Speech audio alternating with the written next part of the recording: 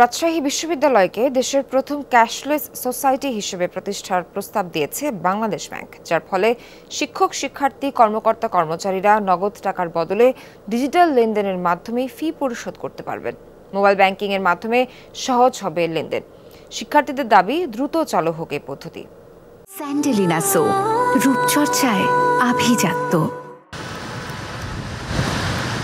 রাজশাহী বিশ্ববিদ্যালয়ে প্রতিষ্ঠিত হতে যাচ্ছে ডিজিটাল লেনদেন নির্ভর দেশের প্রথম ক্যাশলেস সোসাইটি। এ লক্ষ্যে আগামী ২৮ জুলাই বিশ্ববিদ্যালয়ে বাংলাদেশ ব্যাংকের একটি উচ্চ পর্যায়ের দল আসবে। ২০২৫ সালের প্রথম থেকেই এই কার্যক্রমের বাস্তবায়ন করা হবে বলে আশা করছে বিশ্ববিদ্যালয় প্রশাসন। শিক্ষার্থীরা চান যথাসময়ে এর বাস্তবায়ন। ক্যাশলেস বলতে আমাদের নগদ কোনো ক্যাশের প্রয়োজন হবে না, সেটা আমরা মোবাইলের ব্যাংকিংয়ের মাধ্যমে দিতে পারবো বা বিভিন্ন ব্যাংকের থেকে অনলাইন ব্যাংকিংয়ের মাধ্যমে আমরা এটা সব কিছু করতে পারবো। ক্যাশলেস সোসাইটি যেটি হতে যাচ্ছে রাজশাহী বিশ্ববিদ্যালয়, নিঃসন্দেহে এটি একটি ভালো উদ্যোগ বলে আমি শিক্ষার্থী হিসেবে মনে করি।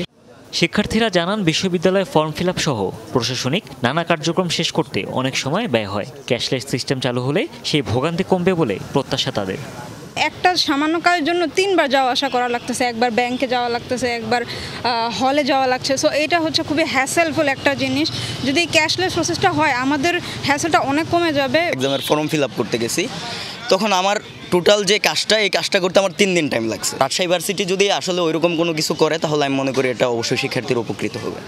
বিশ্ববিদ্যালয়ের উপাচার্য বলছেন, উন্নত দেশের মতোই স্মার্ট বাংলাদেশের ক্যাশলেস সোসাইটি গুরুত্বপূর্ণ, যা প্রতিষ্ঠার জন্য বিশ্ববিদ্যালয়ের পক্ষ থেকে সর্বোচ্চ সহযোগিতা করা হচ্ছে। আমরা অতি সম্প্রতি আমাদের রেজাল্টগুলোকে অটোমেশনে নিয়ে এসেছি, এতে করে শিক্ষার্থীদের আর এসে বা টাকা ব্যাংকে যে টাকা জমা দিয়ে এভাবে নেওয়ার প্রয়োজন হবে না। তারা ওইভাবে অটোমেটিকভাবে তারা পেয়ে যাবে আর কি, যেটা আমরা ডিজিটাইজেশনের কথা বলছি, স্মার্ট বাংলাদেশের কথা বলছি। তো সেখানে smart citizen, smart economy, smart management, এই বিষয়গুলো আসছে। হুমায়ুন রশিদ, যমুনা নিউজ।